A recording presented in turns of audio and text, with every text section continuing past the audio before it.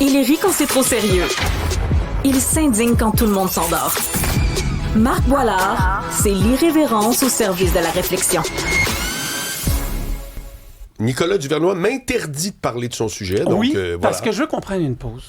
C'est l'été, on est en vacances, notre cerveau est à off, puis on parle toujours d'actualité lourde, tu sais, des sujets, là, vraiment, là, l'avenir du Québec, tu sais. Et là, aujourd'hui, j'ai envie d'aller dans un sujet extrêmement léger, puis je vais vous lire la question de mon sujet. Vous allez voir, ça va faire du bien. Pourquoi les États-Unis ont tant de difficultés à gagner malgré leur armée dominante? Moi, j'ai envie qu'on commence léger. Là. Tu sais, un petit sujet géopolitique, militaire. Puis je pensais à ça parce que je regardais le remix de la guerre en Iran en ce moment. Et puis, je me suis dit, écoute, c'est donc bien compliqué de gagner contre l'Iran. Puis là, tu me connais, moi je suis curieux, alors je suis allé voir des petites statistiques. J'aime les stats, vous aussi d'ailleurs. Oui, on aime les tiennes surtout. Donc, l'armée américaine versus l'armée iranienne. Tu sais, juste pour savoir comment ça se fait que c'est difficile de gagner ce match de soccer. Donc, le budget, il est quand même comparable. Tu sais, le budget de l'armée américaine, c'est 954 milliards. Le budget de l'armée iranienne, c'est 10 milliards. Donc, les Américains investissent 95 fois plus dans leur armée. Les Américains ont 1,3 million de soldats, plus du double que les Iraniens. Les avions de chasse, ça c'est intéressant parce que je vous ai toujours dit, qui contrôle les airs, contrôle la guerre, bien entendu, surtout à cette époque-là de stratégie militaire en quelque sorte. Donc, les Américains ont 1600 avions de chasse avec les dernières technologies. Contre les Iraniens qui font quand même peur avec 150 avions qui datent des années 70. Bon. Ensuite, les missiles, tu sais, plusieurs dizaines de milliers de missiles, les Américains, les Iraniens en 2 000 à 3 000. Puis là, je me dis, mais comment ça se fait qu'on n'arrive pas à régler le problème? Puis je vais prendre le détroit d'Ormuz là, comme exemple, parce que le détroit d'Ormuz, c'est bien beau, on en parle tout le temps, mais il faut comprendre que c'est 25% du pétrole mondial qui passe par là, 20% du gaz naturel liquéfié, 30% du riz pour les engrais mondiaux, puis 12% de l'aluminium au monde. Fait que tu sais, c'est vraiment un détroit important. Là, tu sais. C'est pas le tunnel Louis-Hippolyte Lafontaine, là, on s'entend. Non, mais tu sais, attention. Il faut que ça passe, il faut que ça débloque. Puis je me dis, mais écoute, il est grand comment le détroit pour pas qu'on puisse prendre le contrôle de ça.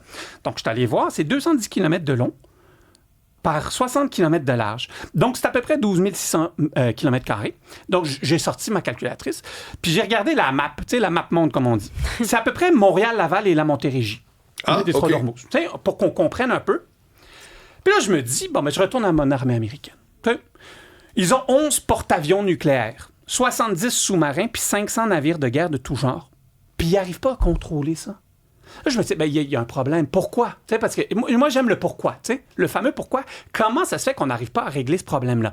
Surtout qu'ils sont en train de perdre la face, littéralement. On le voit, Donald Trump qui dit depuis le début de la guerre que la guerre est bientôt finie, puis elle finit jamais, puis après, il y a une entente, il n'y a pas d'entente, après, il y a une entente, puis il n'y a pas d'entente. Ça a coûté 37 milliards, selon Pitexet. 37 milliards? Mm-hmm. Avec un résultat inexistant de rien. Inexistant. Au contraire, on a affaibli les Américains, leurs partenaires, les pays autour qui se font bombarder littéralement par un pays qui est supposé ne plus avoir d'armes. Des paquebots canadiens qui sont restés pris, qui n'ont pas pu continuer leurs entreprises, et même québécois, des entreprises québécoises sont restées prises là. On paye plus cher l'essence, nous tous ici, à cause de ça. Vraiment, il a foutu le bordel dans l'économie mondiale. Et là, je me dis, mais comment ça se fait qu'on ne peut pas, tu sais?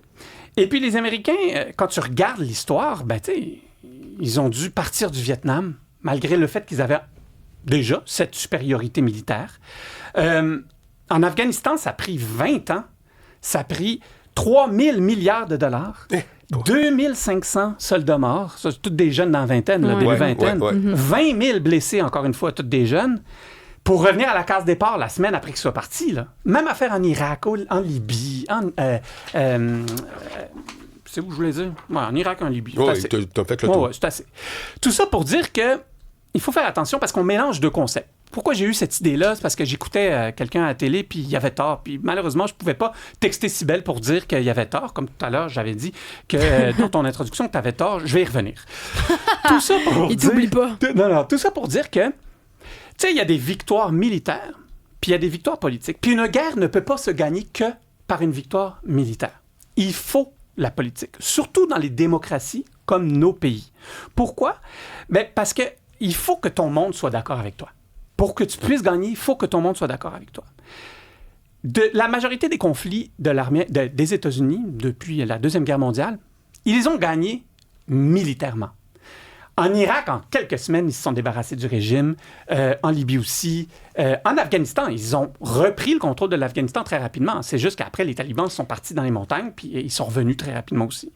Au Vietnam, ils avaient complètement anéanti les communistes, mais ils ont dû partir. Et là, pourquoi? Ben parce qu'il y avait une pression populaire.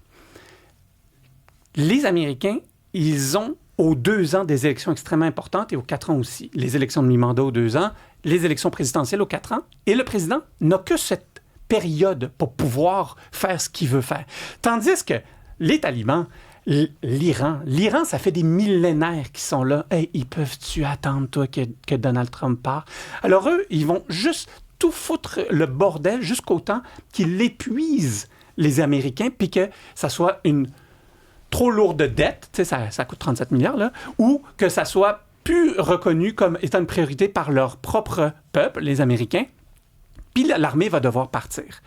La faiblesse des États-Unis, c'est pas leur armée, c'est vraiment leur calendrier.